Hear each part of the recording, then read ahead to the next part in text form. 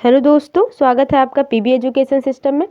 आज मैं फिर आपके सामने उपस्थित हूँ सी-टेट से रिलेटेड बहुत ही इंपॉर्टेंट क्वेश्चंस को लेकर। तो फ्रेंड्स, आप ज़रूर देखे होंगे कि जितने भी आपके एग्ज़ाम हुए हैं दिसंबर से लेके 28 दिसंबर से लेके 30 दिसंबर तक, तो आपने देखा होगा कि जितने भी शिफ्ट हुए हैं, जितने भी फेज हुए हैं, आप अगर कोई भी रिलेटिव आपका गया होगा एग्ज़ाम देने, तो आपने पाया होगा कि जो क्वेश्चन आ रहे हैं वो रिपीटेड क्वेश्चन आ रहे हैं।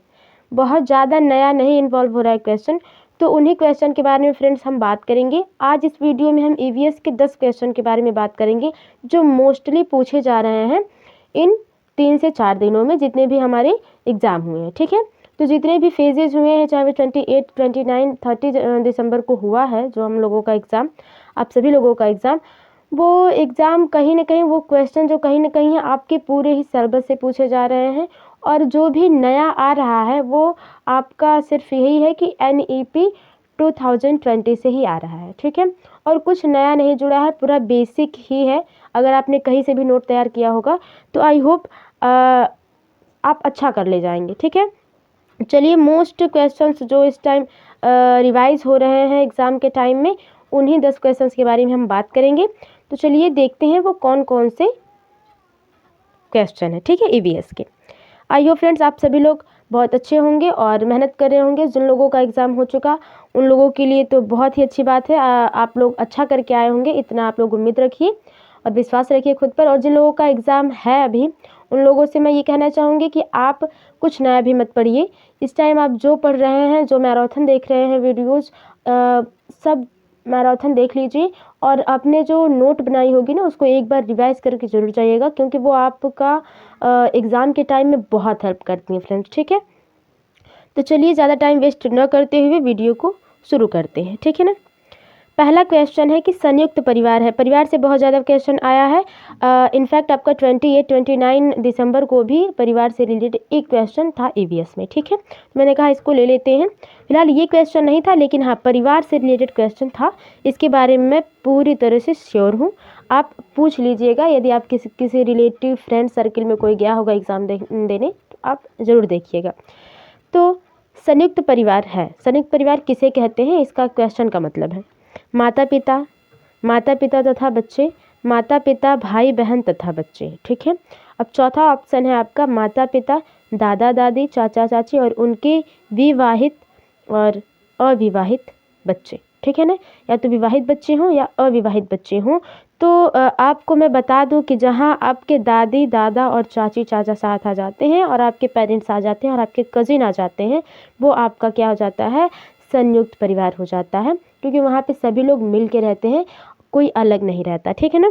माता पिता तथा बच्चे जब हो जाएंगे तब ये क्या होगा आपका, ये स्मॉल फैमिली आपका हो जाएगा, छोटा परिवार आपका हो जाएगा। ठीक है ना। तो बहुत बेसिक सी चीज़ थी ये और बहुत ज़्यादा क्वेश्चन पूछा जा रहा है इसके बारे में, इसको ज़रूर देख लीजिएगा। परिवार जो सेशन है आपका, पहला लेसन ही है परिवार, उसको ज़रूर देखिएगा आप। दूसरा है बच्चे का प्राथमिक सामाजिक संस्था है, सामाजिक की बात कर रहा है फ्रेंड्स। ठीक है, सामाजिक संस्था की बात की है।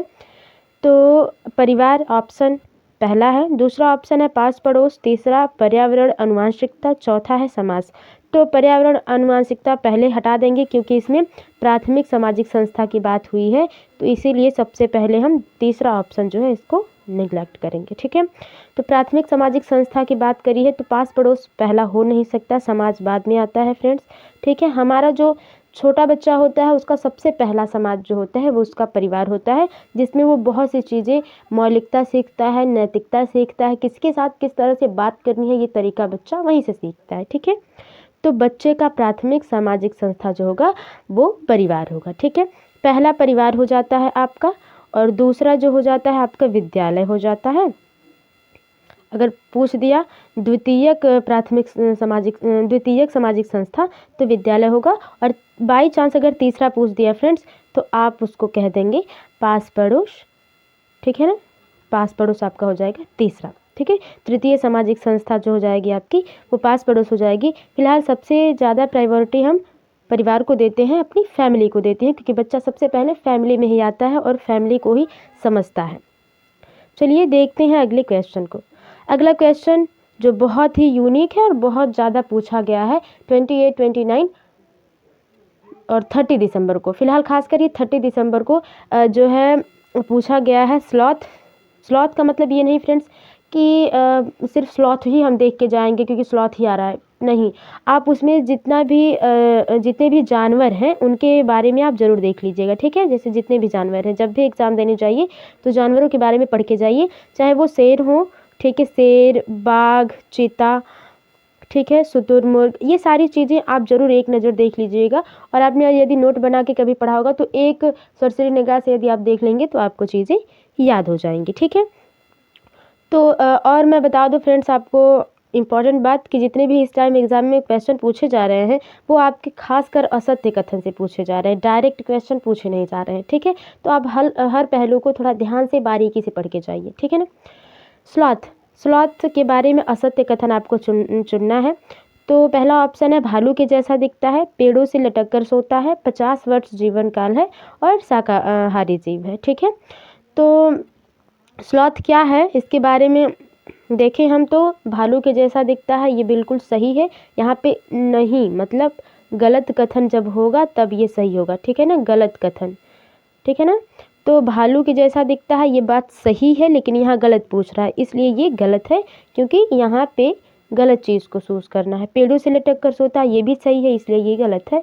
50 वर्ष जीवन काल होता है, यही आपका गलत ऑप्शन है फ्रेंड्स, कि 50 वर्ष स्लॉथ का असत्य है। ये 50 वर्ष जीवन काल नहीं है, स्लॉथ का 50 वर्ष जीवन काल नहीं है, उसका है आपका 40 वर्ष जीवन काल, ठीक है, 40 वर्ष जीवन काल। और मैं आपको बता दूं कि हाथी के बारे में भी आप बिल्कुल पढ़ के जाइएगा, क्योंकि जो क्वेश्चन आ रहे हैं वो जानवरों से रिलेटेड 2 क्वेश्चन लगभग आ रहे हैं, और एक पक्षी से रिलेटेड दे रहा है, एक जानवर से रिलेटेड दे रहा है, या अगर दोनों से नहीं दे रहा है फ्रेंड्स, दोनों को हटा दे रहा है तो आपकी पौधों से, पेड़ पौधों से, वृक्ष से क्वेश्चन पूछ दे रहा है, ठीक है। मतलब सिलेबस वो पूरा अपना लेके चल रहा है एग्जाम के टाइम में, जितने भी क्वेश्चन बन रहे हैं वो बिल्कुल ही सिलेबस से आ रहे हैं, बस इनफैक्ट हमें चीज़ें ध्यान होनी चाहिए। तो जो आपका 40 वर्ष होगा ये, तो इसलिए असत्य कथन है, तो ये दोनों भाई भाई मिल गए और यही आपका सही आंसर हो जाएगा, ठीक है ना।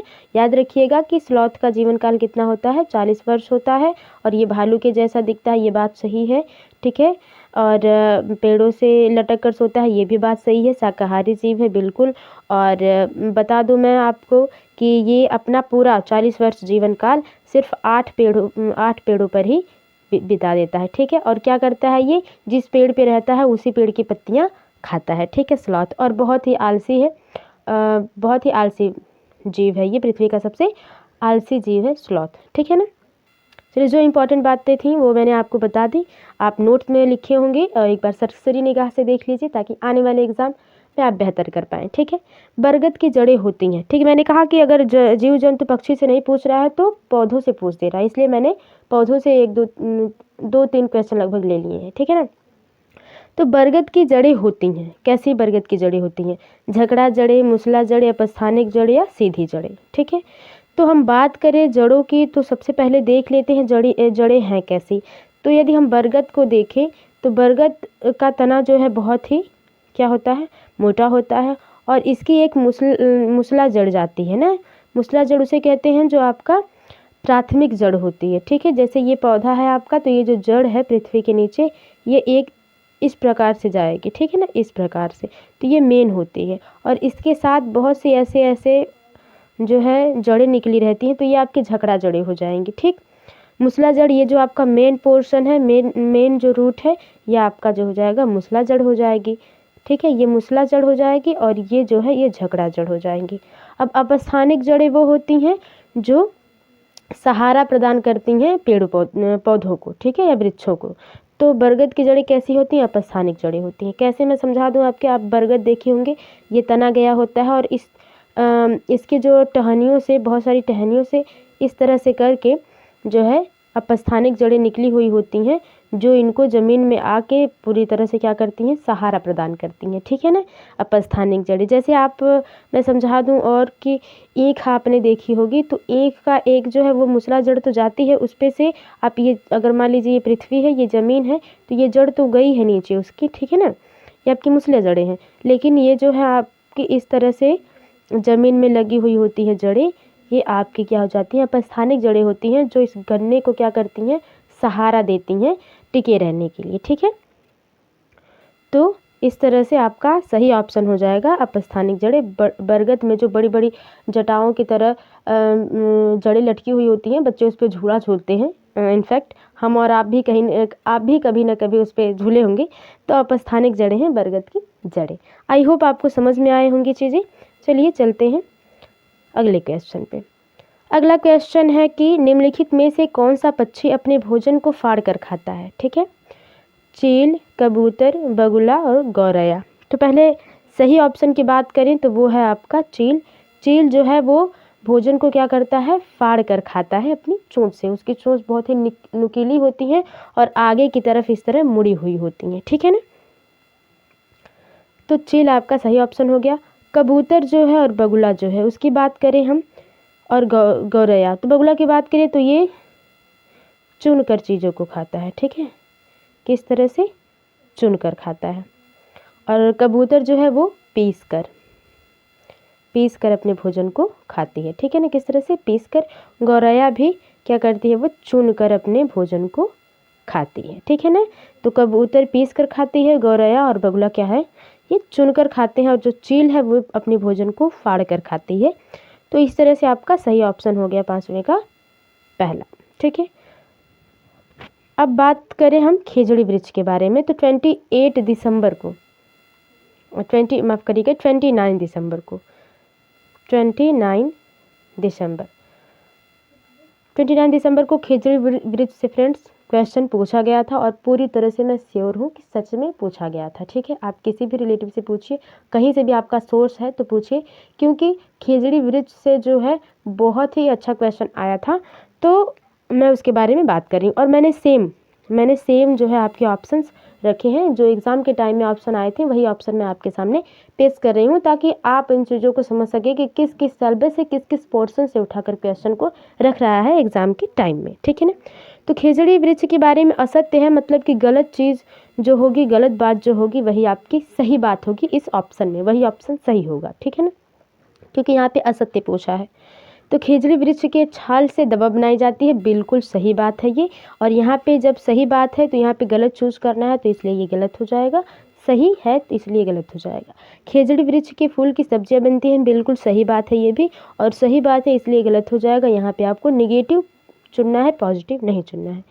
खेजड़ी वृक्ष एक छायादार वृक्ष है, तो बिल्कुल ही सही बात है कि खेजड़ी वृक्ष एक छायादार वृक्ष है, इसलिए ये सही है, इसलिए ये गलत है। अब गलत गलत मिल जाएंगे भाई भाई, आपका नेगेटिव जो आपके हैं वो ब्रदर हो जाएंगे। खेजड़ी वृक्ष मध्य प्रदेश में पाया जाता है, तो यही गलत है, और इसमें गलत पूछा है, इसीलिए ये ऑप्शन क्या है आपका सही है। ठीक है ना, चौथा ऑप्शन आपका सही हो जाएगा, क्योंकि इसमें पूछा ही गलत गया है। ठीक है, इसलिए हमको लगाना है ऑप्शन क्या सही, गलत चीज़ लगानी है। तो खेजड़ी वृक्ष मध्य प्रदेश में नहीं पाया जाता, वो पाया जाता है आपका राजस्थान में। ठीक है, कहाँ पे, राजस्थान में। राजस्थान में खेजड़ी वृक्ष पाया जाता है, और रेगिस्तानी ओक भी वहीं पाया जाता है, राजस्थान में ही। तो ये ऑप्शन जो है आपका सही हो जाएगा। असत्य सत्य मिल जाएंगे और भाई भाई हो जाएंगे। और ये मध्य प्रदेश में न पा करके कहाँ पाया जाता है फ्रेंड्स, राजस्थान में पाया जाता है। बहुत ज़्यादा क्वेश्चन पूछा जा रहा है, आप इसको ध्यान में रखिएगा। इनफैक्ट सारी जो आप पढ़ रहे हैं इस टाइम वृक्ष के बारे में, एक बार रिवाइज कर लीजिएगा, कहीं से भी क्वेश्चन पूछ सकता है। ठीक है ना, आगे चलते हैं, देखते हैं अगला क्वेश्चन। लाइकेन है, लाइकेन क्या है उसके बारे में बात करेंगे। तो ऑप्शन है शैवाल, विषाणु, जीवाणु, सहजीवी। तो आपने पढ़ा होगा कहीं जरूर है, क्योंकि लाइकेन क्लास 8 से ही हमें पढ़ाया जाता है कि लाइकेन क्या है, यह एक सहजीवी है। ठीक है, ये क्या है, सहजीवी है, जो कि आपके शैवाल प्लस कवक, ठीक है, के बीच की कड़ी है। ये क्या है, बीच की कड़ी है, और इन दोनों के मिक्स से ही क्या होता है, शैवाल बनता है। और ये जो है लाइकेन, अब देखिए कवक जो है वो शैवाल पे रहता है। इस तरह से लाइकेन का जन्म होता है। कवक जो है वो किस पे रहता है, शैवाल पे रहता है, और लाइकेन का क्या होता है, जन्म होता है। तो लाइकेन क्या है, सहजीवी है। और ये सहजीवी प्राणी जो होते हैं फ्रेंड्स, वो एक दूसरे को नुकसान नहीं पहुंचाते हैं, एक दूसरे को नुकसान नहीं पहुंचाते हैं, ठीक है ना।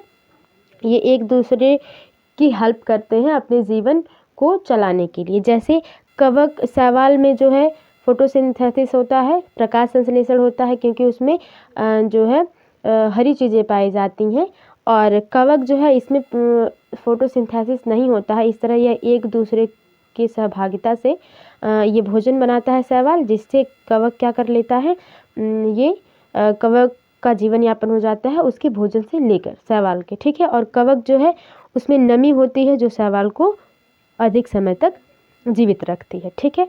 तो लाइकेन क्या है, एक सहजीवी प्राणी है। कैसा है ये, सहजीवी प्राणी है, ठीक है ना। अगला क्वेश्चन देखें, निरीक्षण विधि की विशेषता नहीं है। तो ये आपकी पेडागोगी सिचुएशन मैंने ले लिया ताकि आपको आसान हो चीज़ें समझने में, ठीक है ना। तो निरीक्षण विधि की विशेषता नहीं है, खासकर नेगेटिव पोर्शन पे बहुत ज़्यादा ध्यान दें, ठीक है ना। नेगेटिव पोर्शन पे बहुत ज़्यादा आप ध्यान दीजिए। तो बात करें, निरीक्षण विधि की विशेषता नहीं है, यह एक मनोवैज्ञानिक विधि है, यह प्रत्यक्ष अनुभव पर आधारित है, यह एक बाल केंद्रित विधि है जिसमें शिक्षक एक प्रशासक के रूप में होता है। यह विधि विभिन्न सर्वेक्षणों द्वारा अपनाई जाती है। तो यह एक मनोवैज्ञानिक विधि है, बिल्कुल सही है, और सही है तो इसीलिए ये ऑप्शन हमारा नहीं है। यह प्रत्यक्ष अनुभव पर आधारित है, बिल्कुल ही। निरीक्षण जब हम करते हैं तो कोई व्यक्ति जो रहेगा जिस पर निरीक्षण हम करेंगे वो हमारे सामने होना चाहिए ना, वरना हम व्यक्तिगत नहीं कर पाएंगे। तो प्रत्यक्ष होता है। जैसे अगर कॉपी के भी निरीक्षण कर रहे हैं हम, कोई बच्चा लिख के दे रहा है, हम टेस्ट ले रहे हैं और हमें निरीक्षण कर रहे हैं, तो वो कॉपी जो है हम प्रत्यक्ष रूप से देखेंगे, तभी तो हम उसको अच्छी तरीके से जांच पाएंगे, ठीक है। तो ये प्रत्यक्ष अनुभव पर आधारित है, ये भी सही है, इसलिए ये आपका ऑप्शन नहीं है। चौथा भी सही है, यह विधि विभिन्न सर्वेक्षणों द्वारा अपनाई जाती है। बिल्कुल, हम दैनिक जीवन में भी निरीक्षण विधि का यूज करते हैं, जरूरी नहीं कि अच्छी जगहों पर प्रयोगशालाओं पर यूज की जाए। हम भी अपनी रियल लाइफ में, आप भी अपनी निजी लाइफ में निरीक्षण विधि का यूज करते हैं। तो ये भी ऑप्शन सही है, तो इसलिए ये गलत है। अब आप समझ ही गए होंगे कि आपका सबसे सही ऑप्शन जो है वो है तीसरा, यह एक बाल केंद्रित विधि नहीं है। सिर्फ बालक के ही ऊपर नहीं इस विधि को अपनाया जाता, और इसमें शिक्षक ही नहीं होता है जो निरीक्षण विधि करता है। कोई भी व्यक्ति एक दूसरे पर निरीक्षण विधि कर सकता है, जरूरी नहीं कि बालक पर ही किया जाए। मैंने अभी भी आपकी एक कॉपी, अगर बच्चा टेस्ट लिख रहा है तो आप उसका निरीक्षण कर रहे हैं, तो वो भी क्या है, आपका निरीक्षण विधि है, ठीक है। तो ये ऑप्शन नेगेटिव भाई भाई हो जाएंगे आपके, और तीसरा ऑप्शन सही हो जाएगा, ठीक है।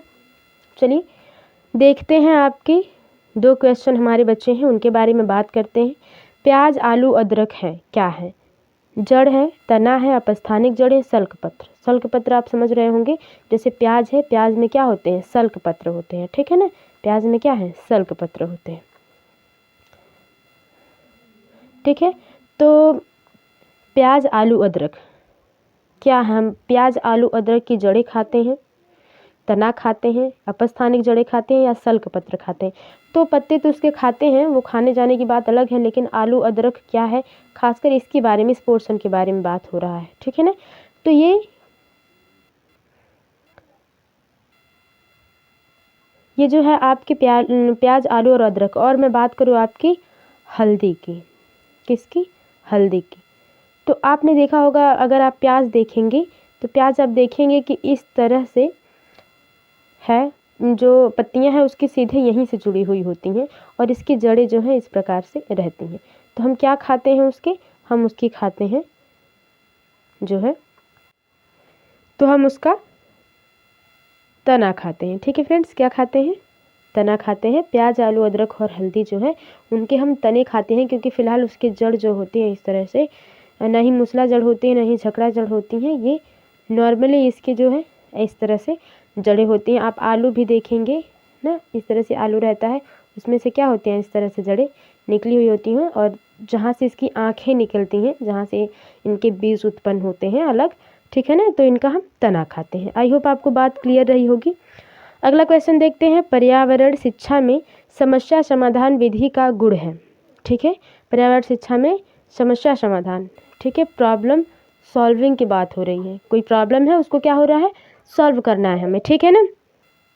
तो जो है ऑप्शन देख लेते हैं कि लक्ष्य केंद्रित विधि, सृजनात्मक विधि, चयनात्मकता और ये सभी। सही ऑप्शन की बात करें तो चौथा फ्रेंड्स सही हो जाएगा, चौथा ऑप्शन ये सभी। क्योंकि जब हम समस्या समाधान करते हैं, आप नॉर्मल लाइफ में ऐसा नहीं कि पर्यावरण शिक्षा, अब ईवीएस में पूछा है फ्रेंड्स, इसीलिए पर्यावरण शिक्षा की बात करी है। सीडीपी में होता तो बच्चे के बारे में बात हो जाती ना, ठीक है ना। और मैथ में होता तो मैथ के इक्वेशन से लेके क्वेश्चन बना देता। लेकिन समस्या समाधान की बात हो जाए तो लक्ष्य केंद्रित ही होता है ना। समस्या ही नहीं रहेगी तो हम सॉल्व किस चीज़ को करेंगे, प्रॉब्लम ही नहीं होगी तो हम किस चीज़ को सॉल्व करेंगे। तो लक्ष्य केंद्रित होता है कि हमको, जैसे लक्ष्य हमारा निर्धारित है, सीटेट का एग्ज़ाम है और ये एक प्रकार का क्या है, हमारे पास ऐसा मोटिव है हमारे पास कि हमको उसे क्रैक करना है, ठीक है, उसको इस टाइम पास करना है सीटेट को इस बार। तो क्या है, वो लक्ष्य केंद्रित विधि है। तो इसी तरह कोई भी समस्या है तो समाधान करना है तो वो लक्ष्य केंद्रित होती है, बिल्कुल ही। सृजनात्मक विधि, बिल्कुल ही। समस्या समाधान करने के लिए हर समस्या का अलग अलग समाधान होता है, सभी समस्याओं को हम एक तरीके से हल नहीं कर सकते, ठीक है। तो ये सृजनात्मक विधि होती है। चयनात्मकता होती है, इसमें हम जिस भी समस्या को हल कर रहे हैं उसमें ऐसा नहीं कि एक ही प्रकार से उसको हम सॉल्व कर सकते हैं। बहुत सी ऐसी समस्या होती है जिनको हम कई प्रकार से सॉल्व कर सकते हैं, लेकिन जो है बात ये हो जाती है कि हमको चयन सबसे परफेक्ट जो वे है वो यूज़ करना है, वो चूज़ करना है, ठीक है। तो इस तरह से आपका ऑप्शन हो जाएगा ये सभी, चौथा, ठीक है।